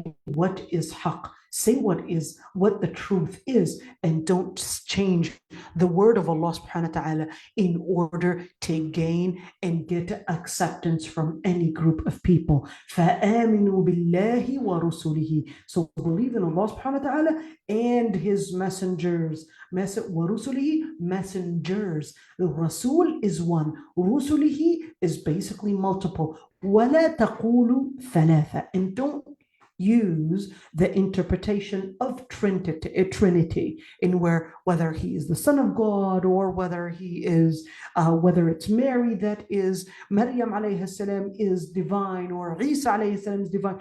All of that, the prophet, the ayah was saying, وَلَا تَقُولُوا ثَلَاثَ. The Trinity, you must end it. Don't even speak of that.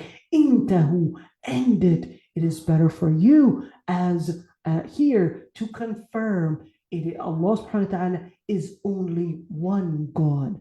Subhana. There's nothing like unto God Almighty. So question, if God is capable of everything, can't he be capable of creating a son?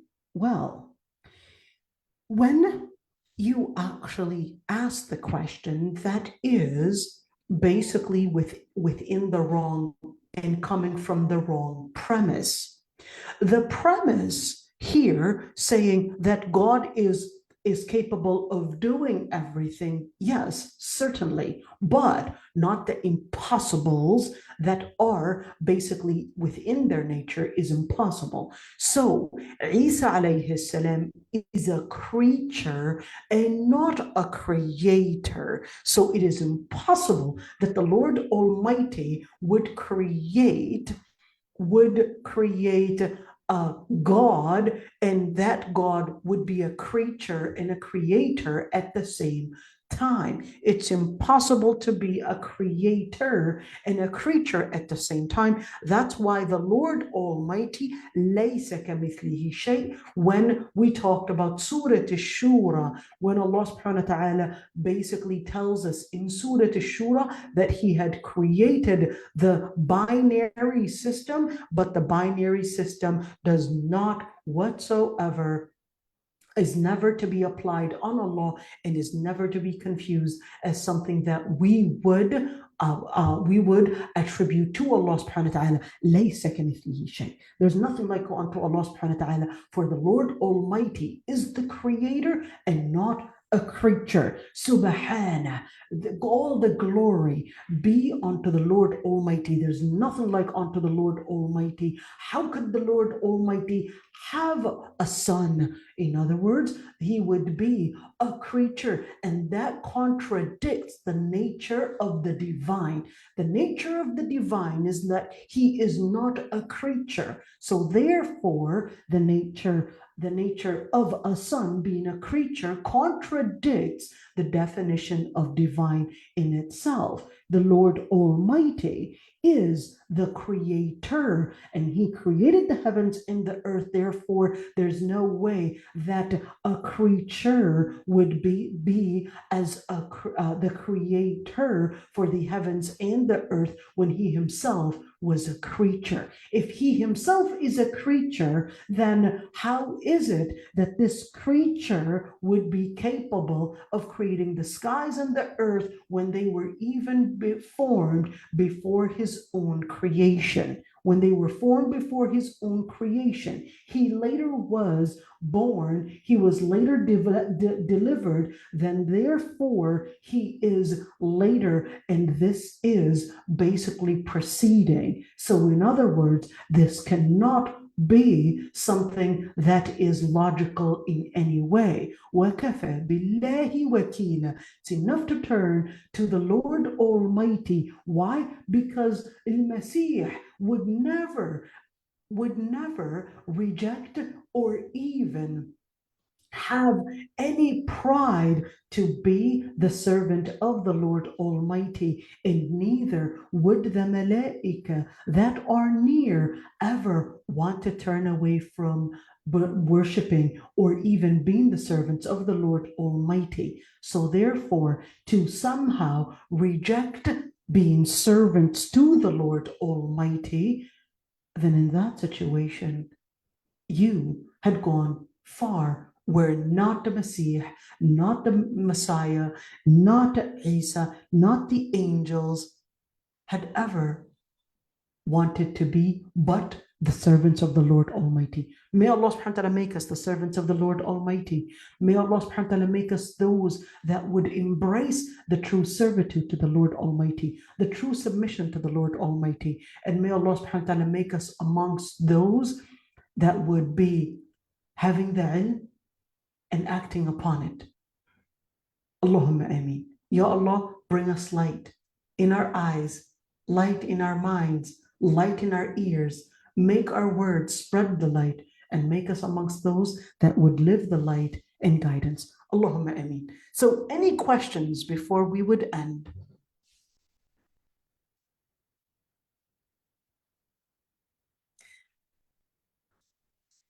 Here's a question. How can a woman follow Maryam? Doesn't that come under rahbaniyya?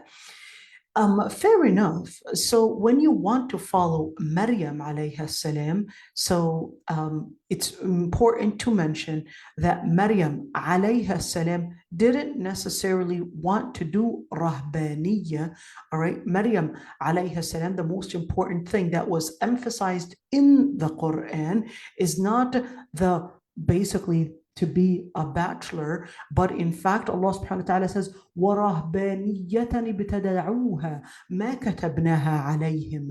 Rahbaniyya, or basically to abstain celibacy, to abstain from marriage or celibacy, was something that they had invented, not Maryam alayha salam, but it was invented by later monks, by later priests, and not necessarily coming from the scripture itself. So the scripture does not whatsoever give any recommendation of in the act of celibacy whatsoever, but it was actually invented later on. So, but Maryam never got married. So does that make it better? Scholars had differences of opinions on whether seeking ilm is better or whether getting married is better. In other words, staying, when we say seeking ilm, we're also talking about being in worship.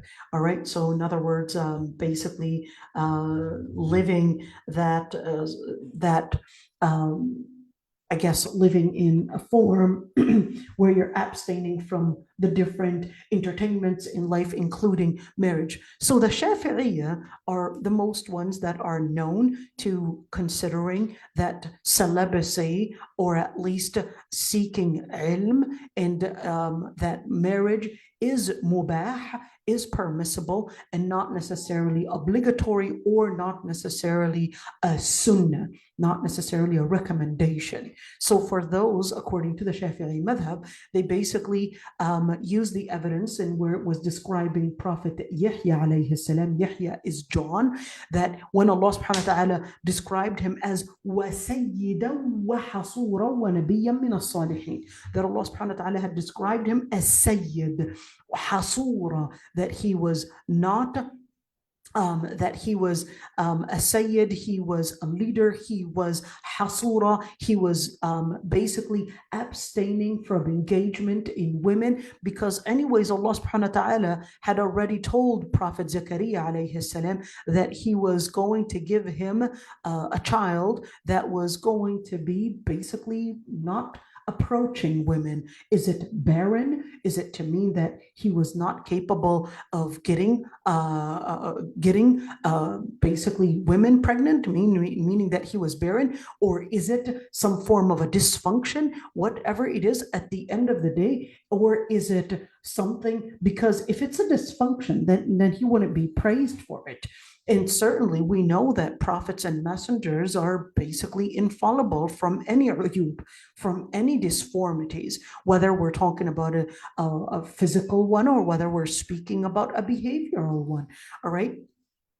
So the scholars that said that, no, this isn't speaking about that Prophet Isa alayhi salam had a deformity, because he was praised as Sayyidan wa Hasura, because you would only be praised when you are basically putting in an effort to do such a thing. You wouldn't be praised if you didn't really put an effort, but you were created that way. So if somebody has an erectile dysfunction, they didn't commit zina, for example, you wouldn't necessarily say, MashaAllah, they're not committing zina. Well, they don't even have the capacity to commit zina or even get married, let alone. So that wouldn't be something to praise them for, because they don't have the capacity. In other words, to praise them as they never actually committed zina. Well, anyways, they don't have the capacity to do that. Anyways, they have, for example, erectile dysfunction. So in that situation, it would be completely different than somebody that has, let's say, the high lust, but then they are preserving themselves, all right, preserving themselves and not engaging in any form of haram relations. So this is right there, the majority of the scholars did consider that marriage is a sunnah, because the Prophet ﷺ actually said to the man that came in where he came in to Sayyidah Aysha and inquiring about the Prophet ﷺ's way of worship. And the first one said, I don't get married to women. The second one said, I basically fast all day. And the third one said, I pray all night. Well, the Prophet ﷺ said, well, I'm the most pious of you, and I get married to women. I fast and eat. I would pray and sleep. In where this is, man raghiba an sunnati, whoever would turn away from the path that the Prophet ﷺ was practicing and where he himself got married, that فَلَيْسَ مِنِّي, then they're not part of me. So the majority of the scholars did actually consider that that rahbaniyya, or celibacy, or abstaining from marriage, is not the sunnah, and that marriage is the sunnah. Only the Shafi'iyya said otherwise. If a woman doesn't want to get married, she fears she can't fulfill her duty, but her family insists on that, and saying guardian has an authority to marry her even without her permission. What on earth? No, dear. No Sharia says that an authority can get her married without her permission, period. There is no fatwa to actually say that a guardian can get her married without her permission. But I would say that many many times such fears, I mean, can there be such a fear in where she knows a certain attitude about herself and she knows that there's no way that she can fulfill it? It can happen. It can happen that certain qualities or certain attributes of you or certain things about yourself that you would know, there's no way that I could actually do this. It's far beyond my capacity. You can simply say and basically refuse to get married. That's your choice. All right. But I would also like to say many times women, especially the ones that don't have a marriage experience, they can live such fear, and it's really coming from the community in where, of course, such fears maybe of marriages that didn't work out, or probably the exaggerated stories of how failed marriages or domestic violence, all these different things can actually instill fear in the hearts of many. So I would then, give that therapy in where marriage is not that scary. Marriage, in fact, can be something that Allah subhanahu wa ta'ala will make. It comes with these eases. So to bring about, let me say, a diagnosis to the situation would really be determined based on the case by case. Is the fear coming from, let me say, a trauma, misinformation? Is it coming from a phobia that somehow probably as a result of Mary, perhaps her sisters got divorced and she's coming with this package that, hey, I'm probably going to be losing myself in the same way, and therefore, requiring therapy. So in that situation, I would really say, if I would recommend something before, I would say, yes, don't get married, and yeah, they don't have the right to force you. I would say, no, wait a minute. What is making you afraid? What are you afraid of? What's provoking and motivating such fears? And then we'll basically come into that final conclusion, whether her fears are backed up by, let's say, reasons that support such a fear, in where, yes, it's not a phobia that is an imaginary or an imaginary thing, but it is actually something that is having things to support it on ground. So in that situation, we would look into that. But if it's something that is not supported, it's more of a phobia, in where it's more of a shaitan phobia, the society, just an inner fear, then I would definitely take the time to ease it and show her these good cases that can actually be helpful, and explain what are the duties and what it means and how marriage can actually bring about a lot of eases. And at the same time, it's important to keep in mind that at many times we would think, because I'm afraid of marriage, it's basically a safer way to not get married. But here's one thing. The reason why Allah subhanahu wa ta'ala had given us a number of different stages in life, in where if you think that by not getting married that you're being safe, we live in all fears. In other words, even by not getting married, you're actually going to be living another type of fear, loneliness, no backup, all of that, your parents dying away, etc. All these different things are also fears. So the reason why we take the courage to leap sometimes is really because we're afraid that we have to recognize that there's a fear behind us, there's a fear in front of us, but every single leap requires a certain courage. Exactly like when we say, well, you're afraid of tests in college, but you're going to face other tests by not having the courage to leap into taking these tests in college. You're going to face more challenges and more fears of probably not having a good sustainable job, of probably not having a good income, etc. So the reason why we sometimes need to enforce courage to many of these sisters is really because, and this is more common in women, because we are not, it's not part of our nature that we are trained into courage. We are always afraid. So that's why Allah subhanahu wa ta'ala gave us also the wali to say, no, you'll be safe, you'll be okay.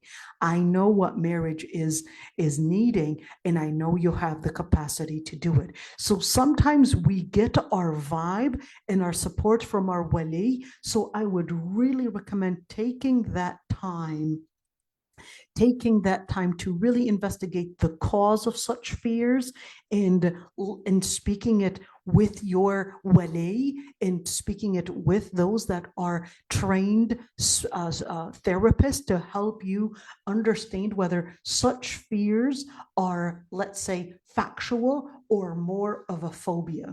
Let's see, another one. Tangent question, what is tabligh? And in their such 40 days of i'tikaf, most of the men are Indo-Pak, also wiping the face after dua. And what is that? So tabligh, tabligh is it's a group. It's not necessarily only in Indo-Pak areas. Tabligh, they basically would do their, of course, da'wah, in where they do certain practices. Yes, it has a lot of Sufism within it. Tabligh, I would say, they do have a lot of nice, I would say, adab, in where they would train them on adab. They would go to the masjid, do seerah classes, do, read the shifa, do dhikr, etc.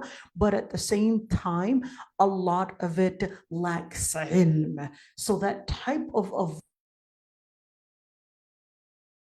avoidance, avoiding the society, and many times leaving their families behind, is not actually part of Islam, and certainly is going to be misinterpreting the deen itself. So you would see many times they would be traveling probably to Paris, to different countries, and leaving their women behind.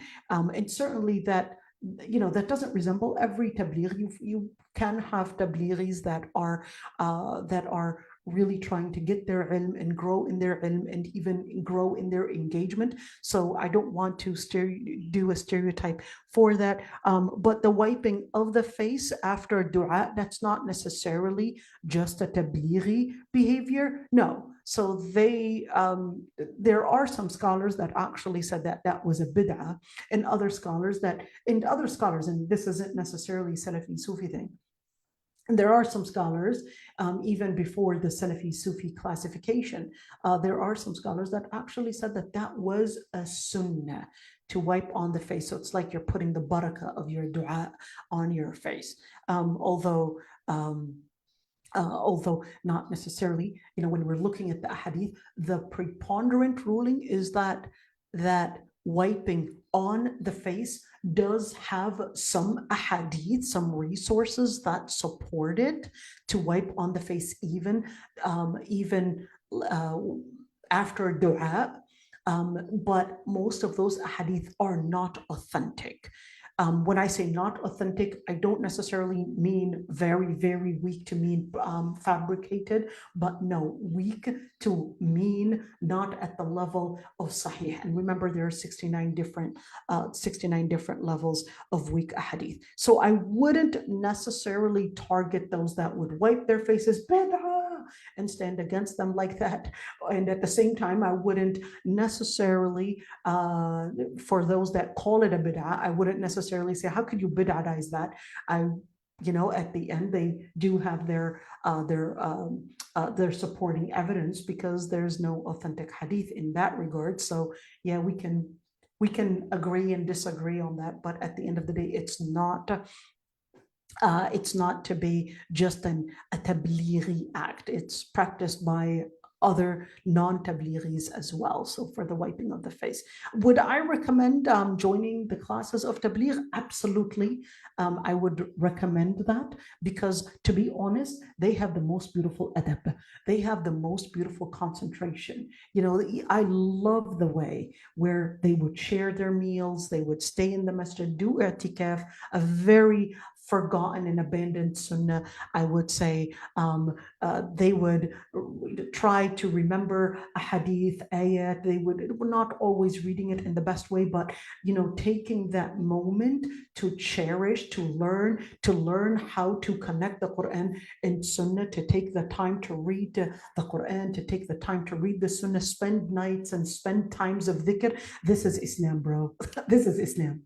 This is Islam. And we had really forgotten it. I think many times we're just so focused on certain things that we had really forgotten a lot of the Sunnah practices. What they are reviving is really a Sunnah practice and not an innovation.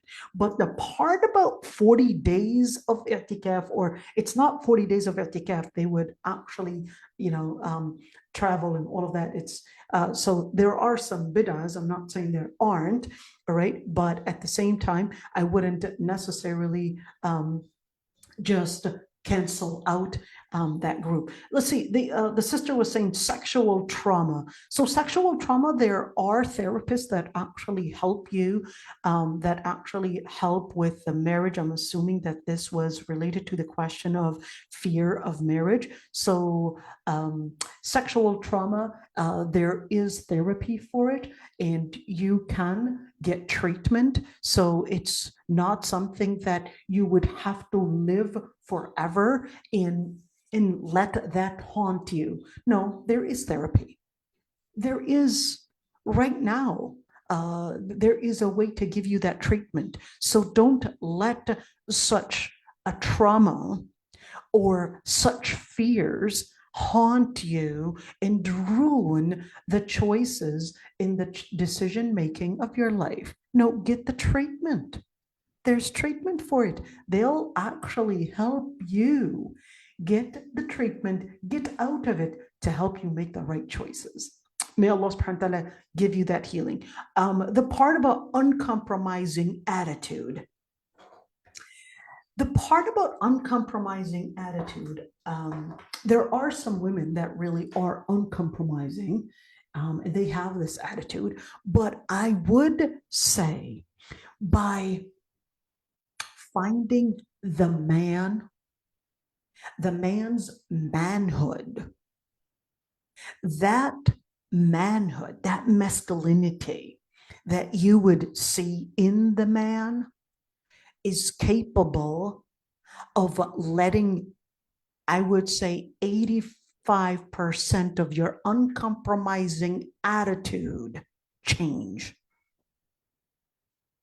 Maybe an exaggerated percentage, but trust me, if a woman finds the masculinity in a man, if she trusts his knowledge, trusts his decision-making, trusts his power, trusts his authority, it is part of her nature, part of a woman's nature, that she becomes compromising. It's part of her nature, but he has to be a man. It's part of even the animal nature, in where if she sees he's giving security, he's wise, he's capable of being a person that she can trust, she would compromise. The only reason why she wouldn't be compromising is really when she's so confident or arrogant about herself. That's the only thing. So just to mention that one. So that uncompromising attitude comes with, let me say, the healing for it, tazkiyah. That's number one, where you recognize you're not the center of the world. Tazkiyah is necessary. Two, the second part is the natural part, in where find a man But you're not going to be capable of finding these men if you're basically rejecting every single candidate and you're rejecting marriage from the very start. So interview these candidates, let them come through your father, let your father interview them, you interview them. Once you see that masculinity, that trust, that's when you will see yourself clicking and you will know not how. You will be, how did this happen? Remember Bambi, the cartoon, in where Thumper, I'm not going to get married. And then Bambi, me neither. And the other one, and then they eventually all fell for it. It's a little strange for a tafsir class to use Bambi as an example. All right. But I would just say, I don't know, dear, when you say you talk to a scholar, he says, my family exaggerates. I'm not sure what the story is, but, I would say sit with therapists to help you with a sexual trauma. And two, the compromising piece of it, do some tazkiyah, and also the therapist would help you learn on how to create a good positive communication rather than be a person that is so centered around listening to yourself. So with communication and with therapy, they would help you learn the technique of communication rather than being an uncompromising person. The part about talking to a scholar, I'm not sure what you asked that scholar and what fatwa he gave you. And as for the family exaggerating and where no, you got to get married, etc. I would say before you would jump into getting married, if you don't actually have, let me say, the treatment done for the sexual trauma, the uncompromising attitude, I would definitely agree with you. You're not ready yet. So once you get such therapy, I would then say, go through the process. Once you get the treatment, then I would say, now, are you ready for the decision? But don't go for that decision when you did not get the treatment. Because if you went, and I've had cases where the family pushed them into it, and then on the first day of the marriage, she basically beat up her husband because she started getting flashbacks because of sexual trauma, beat up her husband, literally, definitely a very, very bad start. So many times the family themselves, they also need awareness in where if I have somebody that in front of me needs treatment, to not give them the treatment that is necessary for them and to push them into something that they're not ready for socially. It's exactly like asking someone that is basically lame or has problems with their legs, you can just go run and you could do it. And then what they'll end up is not only hurting their legs, but definitely causing more fractures in their body. So this is extremely important to keep in mind. So although, yes, I may speak against therapists sometimes, but that does not whatsoever invalidate a lot of the good work that they can actually help you with. But go to a Muslim therapist.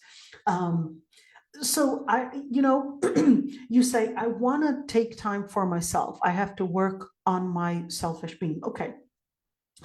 So here's the thing is that fair enough, you can decide, but you want to keep in mind that women have a biological clock. There's a certain clock that's ticking on you in where you've got a certain limited time of fertility. So even if you kept on delaying it, you have to understand that you may get candidates when you're in your early 20s and a lot of candidates, but once you start hitting 30s, the candidates become less.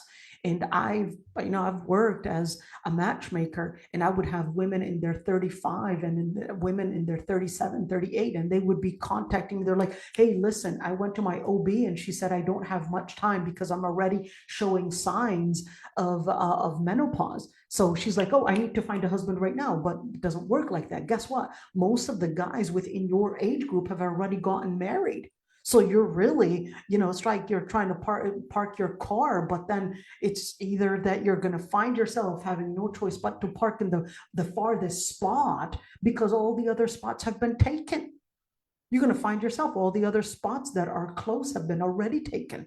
So in that situation, there are certain realities about your body, about nature, about how the social dynamic is functioning that you really have to keep in mind. You cannot live in your own block and say, well, I need to work on this and that's it, and then not recognize that the world won't wait for you, dear. The world, your body won't wait for you until you actually make those choices. It's going to keep ticking.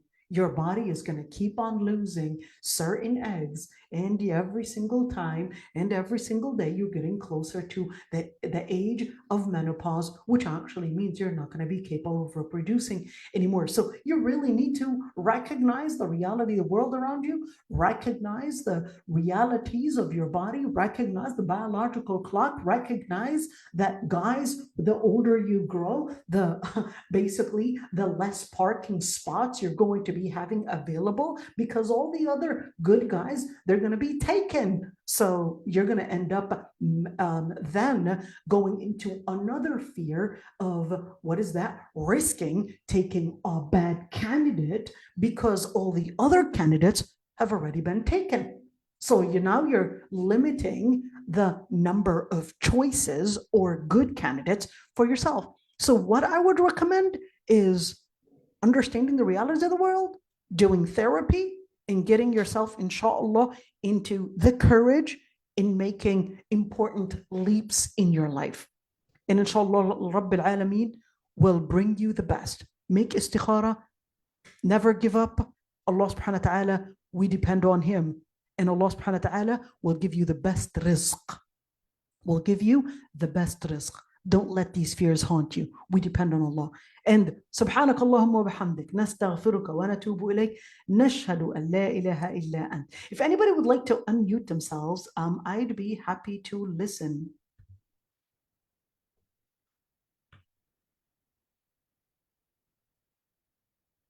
I guess everybody is like, we're done. All right, assalamu alaikum. See you all tomorrow. Wa alaikum salam wa rahmatullahi wa barakatuh.